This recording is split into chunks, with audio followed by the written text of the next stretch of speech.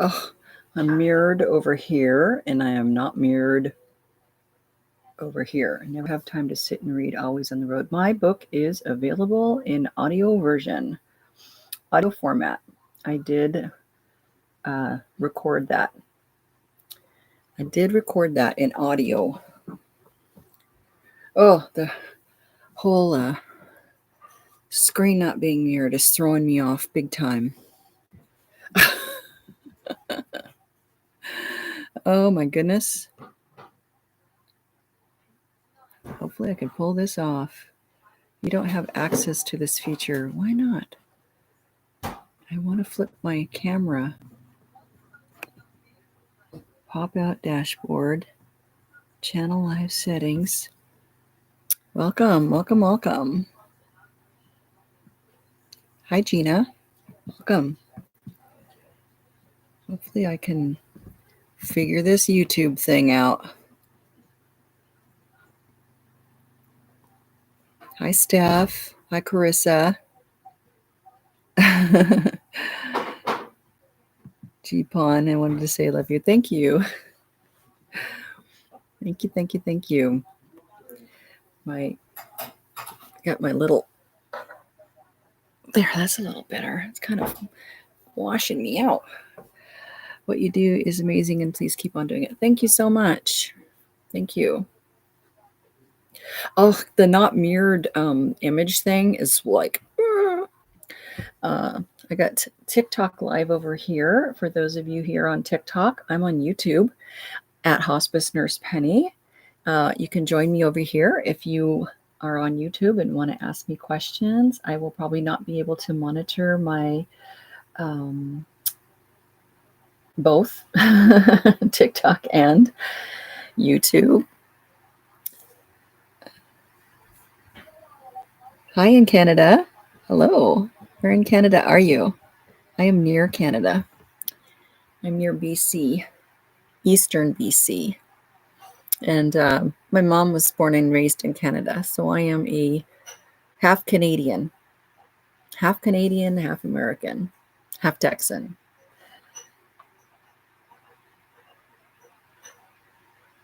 Somebody's asking, does insurance cover hospice? So typically, yes. Most hospice patients are going to be covered by Medicare, either by age or because of disability. Because if people have cancer or other disabling diseases, they can get Medicare for disability.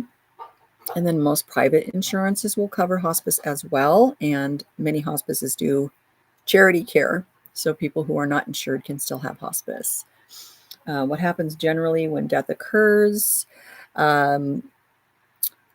Generally, people stop breathing and their heart stops and they die. But leading up to that moment is a dying process that people go through, starting off with living life. As we age, we are all getting closer to death.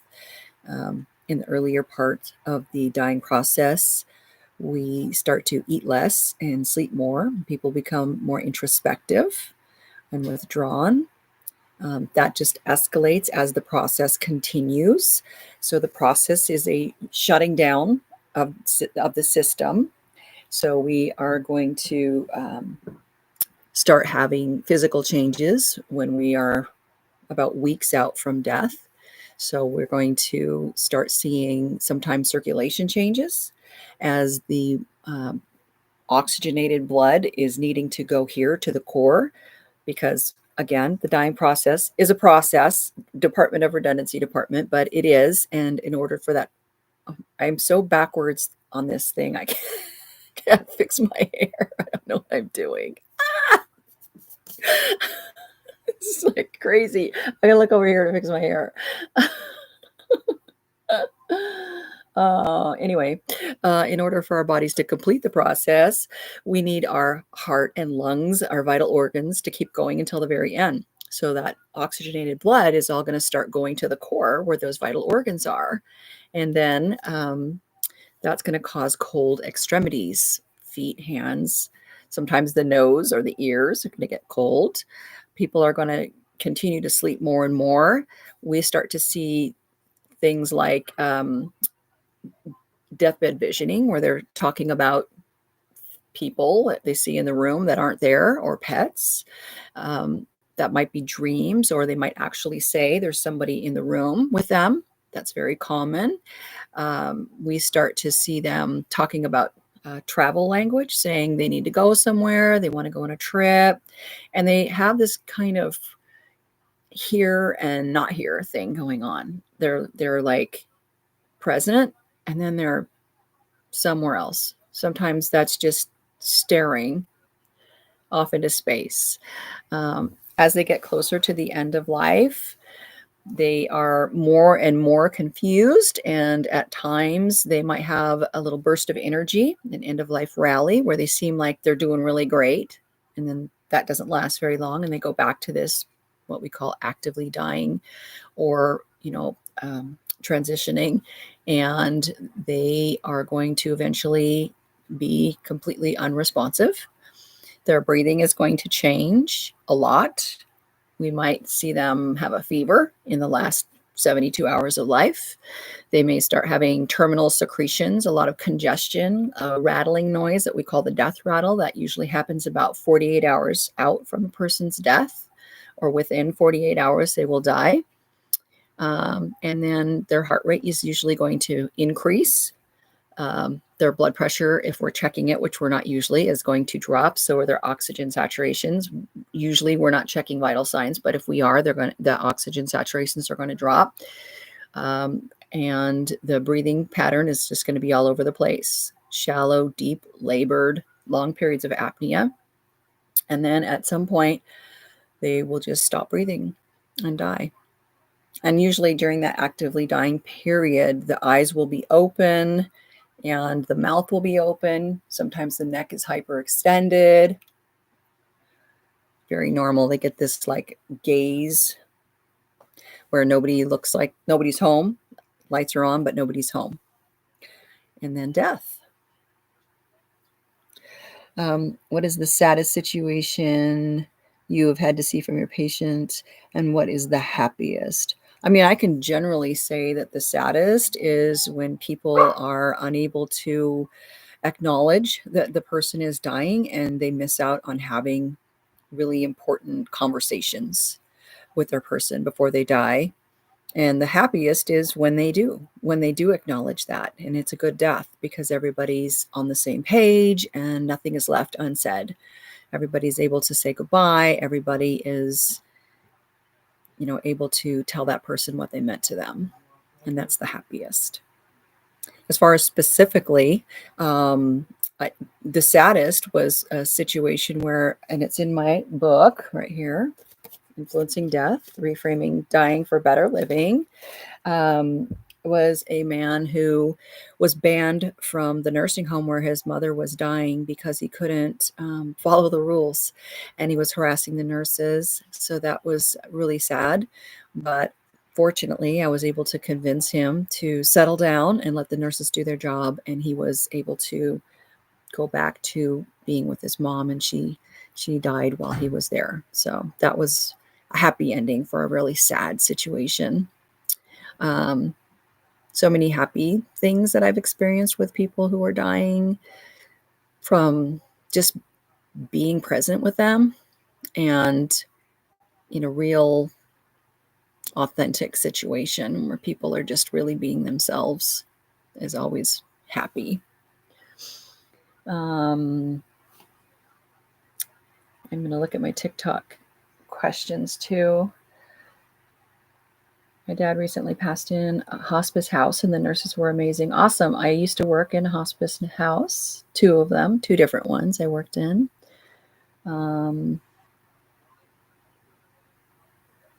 Okay, while I'm out, she don't see us. Yeah, she doesn't see you. Maybe she's giving a class. People aren't really looking at the caption that says I'm on a YouTube live. So I don't know what to say.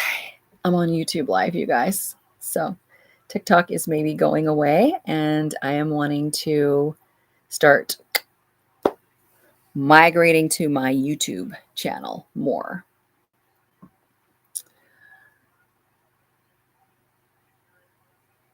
My favorite hospice nurse. Thank you. I'm scared of the rattle. Does it hurt? The death rattle does not hurt the person. Not at all. It's sounds like it. It sounds like people are going to drown in those secretions, but they absolutely are not going to. It's just a noise that's being made because a person is no longer swallowing and those secretions are building up in the airway. And so when they breathe, the air moves over it and it makes that gurgling or rattling noise. So it sounds really awful, but it will not cause that person to drown and it will not cause them any suffering. How has overcoming addiction influenced the legal implications of being a hospice nurse? I didn't have addiction issues with drugs as a hospice nurse. I got clean off of drugs decades before I became a nurse. I didn't go to nursing school until I was 40. I didn't become a hospice nurse until I was 42. I was an LPN first, then an RN, got my BSN, worked my way up through the education food chain. So that never impacted. And as far as my alcoholism, that never impacted either. I was able to control, I was a functional alcoholic, and I was able to control my drinking enough for it to not cause any problems with my my working as a nurse. So I did go to jail a few times, 3 times, but none of them were drug related charges. So I never had any issues as far as my nursing license goes for that. Um, I was called into question about a charge that I had, an assault 4 charge. My nursing program instructors took me aside and basically said, "Hey, you've got this on your record and it's not going to preclude you from getting your license, but it's something you'll have to disclose. It may be an issue when you get a job." It never really has been. So that was good. But that's the only thing legally that has caused me a little bit of grief when it comes to my nursing license. Do you actually think they're seeing loved ones? I do. I do. I do believe that they are. Um, if you're in the room with someone who is having visions, it's so convincing. You cannot dispute that what they say that they see, that they really are seeing. Like, it's very real. It's very real. So yeah, I believe that people see what they say that they're seeing. And when I was first working in hospice and I was witnessing deathbed visions, it was like, wow, are they really seeing those people? Or, it was really hard to believe. But when you see it enough and when people are so convincing when this is happening, it's just, you can't dispute it. It's just very real. Kevin's barking. Megan, are you in my TikTok today?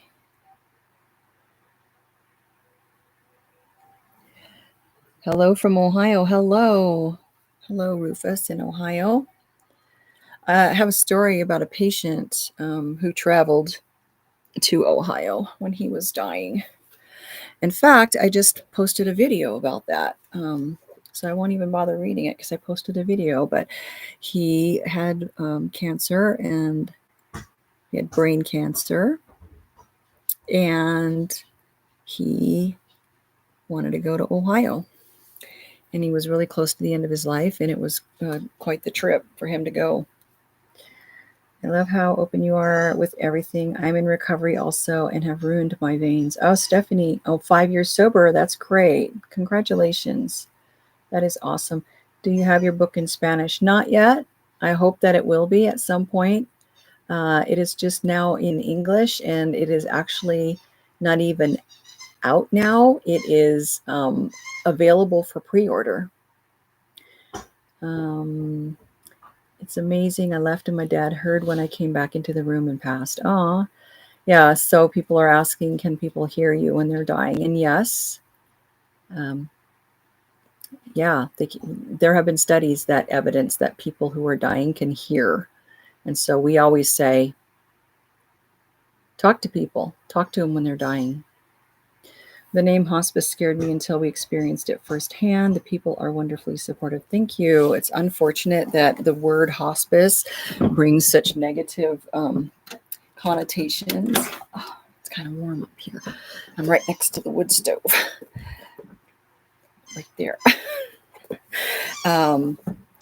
Anyway, yeah. In fact, I was on a podcast yesterday and we were talking about how it's like we need to rebrand. We need to rebrand hospice because it has such a negative impact on people. They think that hospice is terrible and that it causes people to die. And the reality is people die when they go on hospice because they're dying. That is why they die. Your home is lovely. Thank you. How do you get past the guilt of thinking I did something wrong? So a lot of people think that they've done something wrong when their person dies. Usually it's because they don't know what they don't know and nobody educated them. And I've had people that said they felt like they did something wrong because they didn't ask for IV fluids for their person at the end of life, which we wouldn't give anyway, because we don't do IV fluids when a person is dying. It's contraindicated. It's not something that we want to do for people who are dying because it causes more fluid around their heart and lungs. They're not circulating that fluid, and so it causes more pain. People are afraid that they have given too much pain medication and caused their person to die, and that can cause a lot of guilt. But you're giving what you're instructed to give. So I think people need to be kind to themselves when they have done the best that they can do and not feel guilty. Can a person in recovery still donate their organs if they want to? Yeah, I don't see why they wouldn't. Yeah, you should be able to. Your videos have really helped me. Thank you. Hospice isn't giving up. It's a shift of course of treatment. Absolutely.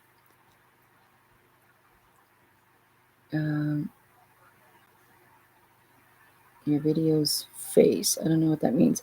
I feel awful with the meds. I only did what I was told. Yes, you did what you were told. No reason to feel any guilt. My grandma passed away end of October, and I was with her first time I've seen someone pass. I hope it was a really good experience for you. I hope you had a beautiful experience. Death can be beautiful.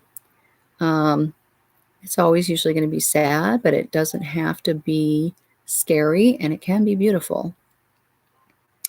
It's my first time catching a live. Yay. Happy Sunday, everybody. Hi, Bria. Thank you. I'm glad you're here. I'm talking about my book a little bit. I haven't really talked about my book that much since I got on here, but Influencing Death, Reframing Dying for Better Living. It is a memoir, and it's all about my journey in life to serve people who are facing death. Also, hello from Europe, originally from Estonia, located in Germany. Hello there. Let's see. My working hospice as a hospice aide for 3 years. I went back to school to be an RN case manager. I applaud you. Oh, that's congratulations. I applaud you. That's wonderful. Your video's face was a mistake and somehow got sent. Okay, well, that solves that mystery.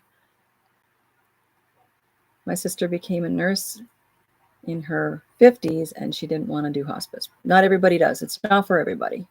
Not everybody wants to do hospice. Rachel from Southern California. My mother is actively dying right now in hospice. I think he's doing a great job. Good. Love your videos. Thank you. What made me become a nurse? Ooh, great question. So the really easy answer to that is I became a nurse because I was getting divorced from my second husband and I was a stay-at-home homeschooling mom. And I had never really had a career other than bartending or like odd things like receptionist or pottery instructor, ice skating attendant.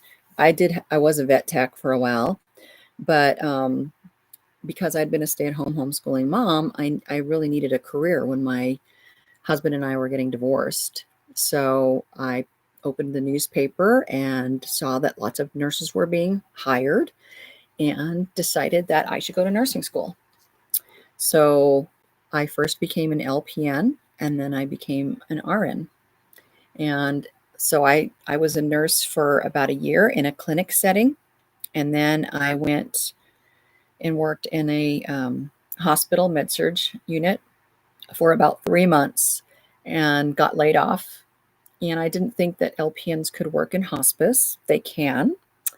But I got laid off, and there was a hospice care center opening up in the neighborhood. And I went there and applied, and they hired me. And that's pretty much all I've ever done, except I did a short stint in the emergency room, which sucked. I hated it. Thank you for the gift. Thank you. Your videos and knowledge helped me and my family with my grandpa's passing. You are a gift. Thank you. Thank you so much. Hello, how are you? I am doing great. Thank you so much. I am doing multitasking here. I am switching back and forth. Let's see here. Look at you and your cute self. I'm so excited to read the book. Proud of you. It will help so many. Thank you so much. I started watching you a few years ago after my uncle was diagnosed with leukemia. Your videos helped me and my family so much. I would watch and was able to tell them what certain symptoms meant. Oh, that's awesome. We were all very hurt when he passed, but it made it a little easier to cope. Yes. Thank you so much. I'm a hospice team coordinator, and you're my favorite hospice nurse. Thank you, Lena. Thank you so much. Yeah, again, the death of a person who you love is going to be sad. It's going to be sad, but it's so much better if you're not afraid of what's happening, if you know what to expect, if you are able to acknowledge that that person is dying and you can have a conversation with them and say goodbye and tell them what they meant to you. And that can really turn what's really a sad situation and could be a very scary and bad situation into a good death. Have ordered your book, is my Christmas present to me. Oh, thank you so much. Yes, ma'am. We love your channel, Mrs. Penny. You helped us so much. Thank you so much. Thank you. Thank you very much. Let's see. I'm a hospice CNA, home health aide, or home hospice aide. Home health aide. Thank you for what you do. Thank you for what you do. CNAs and hospice aides are really, I think, not paid enough. Not paid enough to do the work that you do. This non-mirrored image thing is so hard to get used to. Oh, and I will be ordering too. Thank you, Bria. I am now fighting my own battle, but I remain optimistic. It's always good to remain optimistic and to keep it real too. You can walk both. You can do both. They're not mutually exclusive, right? You can be optimistic, and you can also plan for in case things don't work out. Like Dr. Sammy Winemaker, who is a palliative care doctor in Canada, wrote a book called Hope for the Best, Plan for the Rest. It's a fantastic book. And they really talk about how you can, like walk both lines.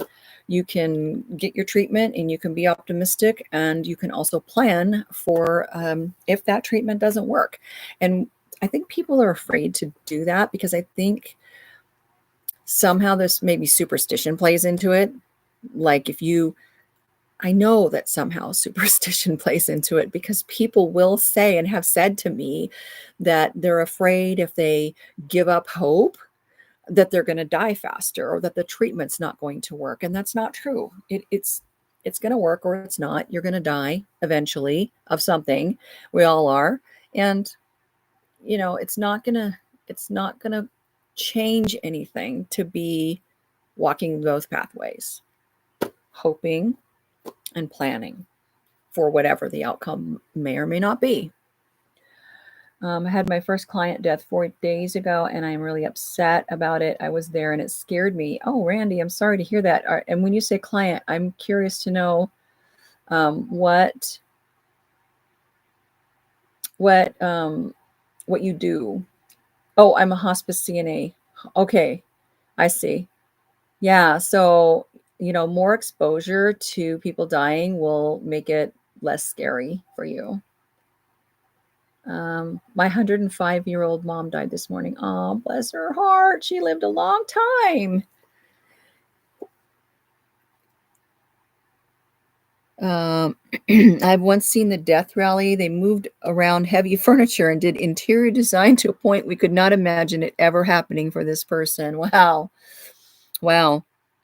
Looking back, it definitely was a death rally that I did not recognize at the time. Yeah, it's funny because I was just editing a podcast. So I also have a podcast with my hospice social worker, podcast partner, Hallie, and it's called Death Happens, an Insider's Guide to Dying. And I was just editing an episode that we did together, the two of us, without having a guest. We were talking about um, like phenomena around the end of life, and one of the things being the rally, and how sometimes a lot of the times when a person's having a rally, and if you want to know what a rally is, that's when somebody is dying and they're close to the end of their life and they suddenly are doing way better. They have a burst of energy, they want to eat, they want to visit. And of course, everybody thinks they're getting better. They can come off hospice now. But the reality is they're actually close to death. And it usually only lasts a day or less. And then they die within about a week, generally speaking. But the thing is when that is happening, it's so profound that you don't even always recognize, oh, this is a rally that they're having. Like even me, who's been a hospice nurse for 20 years, if I see this, I'm like, are they having a rally or are they getting better? It's just really profound because they're doing so poorly, and then all of a sudden they're doing so incredibly well. You do think, oh, they're better now. And it's kind of like when you look back in retrospect, oh, that was a rally. you know we still prepare people, like, yeah, they this is maybe they're getting better, but maybe this is just a little rally and they might still be dying pretty soon. Hi, Penny. You helped me so much with comments on live as well as responding to my DM. So grateful. Thank you for saying that. I'm glad I was helpful to you. I do try to answer my DMs. It's kind of hard. What are you looking at as you are speaking? Are you on two platforms? Yes, I'm on YouTube. So I thought it said that on here. I wrote that on here, but I am on YouTube. TikTok might be going away. And I am on YouTube, and I'm on Instagram, and I'm on Facebook. And so I'm hoping that if TikTok goes away, that you guys are going to find me on my other socials. So yeah, I'm on YouTube over here, and I'm on TikTok over here. I need a lung transplant. We will pass away sooner than later, but I don't believe I want a transplant. I mean, that is reasonable. It's reasonable to not want an organ transplant because, it's, I think people don't understand the toll that an organ transplant takes on a person's body. You're on medication for the rest of your life. You're on the anti-rejection meds for the rest of your life. And, it's like, it's definitely a personal choice, and not everybody wants to do it. Honestly, Mrs. Penny, I have been wanting to ask you something for a while, but I couldn't bring myself to ask because I'm afraid I'd cry. But before he passed, he and I hadn't spoken in a few years. The day I finally built up my nerves to talk to him, he passed an hour later. It made me wonder if he was waiting to hear from me because we used to be so close and he had spoken with everyone else but me. Yeah, people can wait for someone to arrive or to have that closure, and people can wait for people to leave the room too. It happens all the time. So am I saying that a dying person has the possibility of controlling when their death happens? Yeah, I am. I am adopted, that I never met my biological parents. They are dead. Would I see them when I eventually dying? Both my parents are dead too. You can call me Sarah. Okay, Sarah. I won't call you Rufus the service dog. I'll call you Sarah. Sarah, it's hard to say. It's possible. And here's something interesting about deathbed visions. Sometimes people will say that they knew somebody that was dying and they saw people. They said they were seeing people that are still alive. And they wondered, like, why are they seeing people that are still alive? So my theory is that, we may not be limited to only seeing people who we knew. We maybe see people who we were related to all along, that we never met. So I think about my daughter, my youngest daughter, who looks exactly like my grandmother, like the spitting image of my grandmother when my grandmother was young. I saw a picture of my grandmother when she was getting married and she was like 19 years old. And I was just like, whoa, blown away how much she looked like my daughter. So it's possible that maybe you see somebody who you're related to who looks like somebody that you currently know. And so people are like, well, I would be like, why am I seeing my daughter? She's still alive. Maybe that's my grandmother who looked like my daughter. So I don't know, like, if you'll see your biological parents. It's hard to say. I don't know. I'd be curious to know that. And it could be that you will see your adopted parents because, you know, they are the ones who raised you. They are the ones who impacted who you are as a person. So it's hard to say. Maybe you'll see everybody. Life starts at 50. Yes, it does. After watching my dad being full of life to not eating or speaking has made me scared of death. But you know what? That's just a normal part of life. Death is a normal part of life, and not eating, not speaking, all of that is working towards death. And it's nothing to be afraid of, but a lot of people are, and I was too. I had death anxiety severely when I was younger. I talk about that in my book as well. I firmly believe that death anxiety can be resolved. I know it can 100% because it was for me and has been for many of the people who follow me on social media who tell me all the time that they no longer fear death since watching my videos. Because we get to a place of acceptance if we can talk about it. If we can stop making death this taboo, unknown topic, we can get to a place of acceptance. Yeah, it's going to happen. It's inevitable. It will happen to all of us in the end. And now I can just tuck that back here and I can go on living my life. I don't have to perseverate on that all the time. I don't have to worry about that all the time. So yeah, here's a little poem I wrote in my book. There was a time in my life when I wanted to die. There was a time in my life when I was afraid of dying. There was a time in my life when I made a career of caring for the dying. And then there was a time I took to social media, started a crusade to normalize death and dying, and became TikTok famous. Um,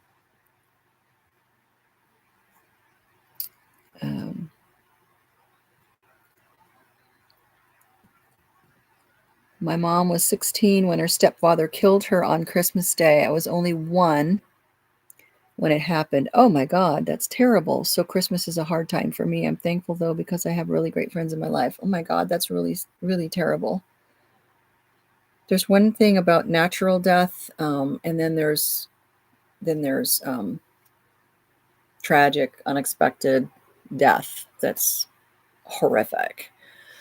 I just wanted to say a big thank you for all that you do and you and other hospice nurses do. I feel comfortable now about this subject. Thanks to Hadley and to you, Hadley and Julie. Thank you so much. Thank you for saying that. My doctor wanted to put my daughter in hospice last year, but I decided to take her home, still here. And here's the thing, Sunshine.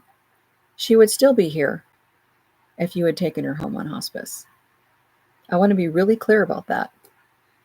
She would still be here because we say that people who go on hospice need to have a terminal condition with a life expectancy of 6 months or less. That's the requirement.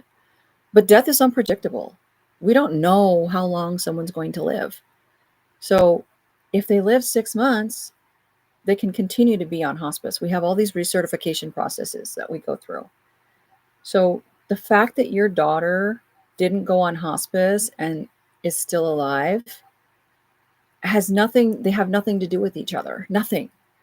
Because the fact is, if she now was determined to not have a life expectancy of 6 months or less, we would have discharged her off of hospice alive. But if she still now, a year later, would have a life expectancy of 6 months or less by any good estimation from a doctor, she could still be on hospice. And you would be getting extra care for her in your home. Like you would have people that were helping you. So, people think that by not choosing hospice, that their person will live longer, and they think that by choosing hospice that their person will die faster. And neither is true. Neither is true. A person is dying and they go on hospice, and they will die eventually, usually, but that doesn't mean that hospice is why they died. They went on hospice because they were dying. My mom's having this burst of life and eating good, but I'm scared I'll be the one to find her. Well, and you might be. And so being prepared for that is really important. And knowing that when somebody dies, they aren't going to look like you see on TV. They're not going to look like they're peacefully asleep with their eyes closed. That's not how people usually look when they die. So being prepared for what you are going to find if you do find her is going to help you to overcome that fear. And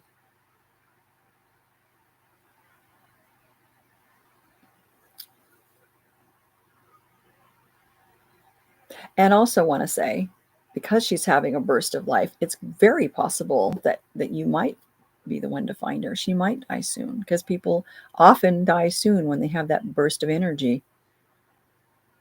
You were very helpful to me for several months. I just lost my dad to pulmonary fibrosis in October. Aw. So, Suze, that is how my dad died too. And I do talk about that in my book.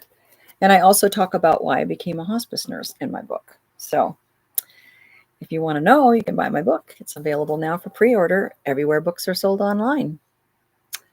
And I just broke the top 100 new release for memoir category, and that is a big deal because there are lots of really important people in that category. Thank you for the gift. And it's also available for pre-order in Audible too. So if you like audiobooks, you can get it, pre-order it on Audible. Thank you for the gifts. My dad was placed in hospice, but at home they gave him 2 weeks and he lived 4 months. So, there are studies that actually prove that people can live longer when they go on hospice than if they don't. They've done 2 studies on terminally ill patients where they had a group that didn't go on hospice and a group that did, and they had the same terminal condition, and those that went on to hospice lived longer.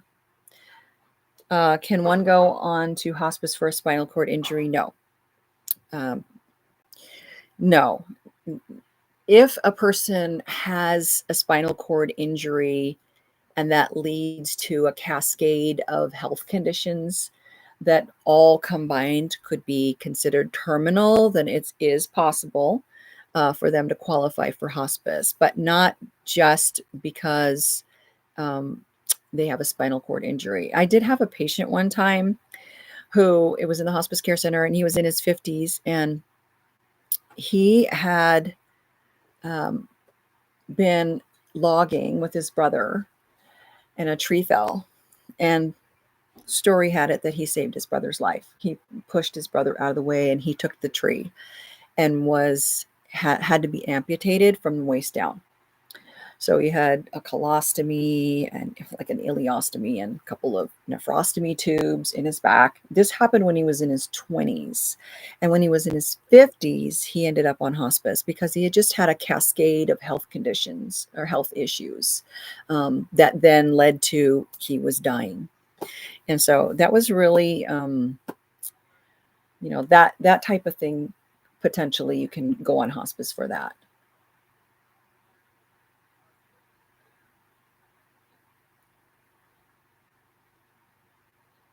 Hello, my daughter says you are my twin. Oh, maybe I'm your doppelganger. Hey, we were hanging out yesterday night. My boyfriend won't. We were hanging out yesterday. Right, right. My boyfriend won't believe me. I'm afraid I don't know who you are, so I can't vouch for you because yesterday I was hanging out with no one. I did a podcast interview and that was it. Other than that, I was in my little cabin in the mountains watching it snow.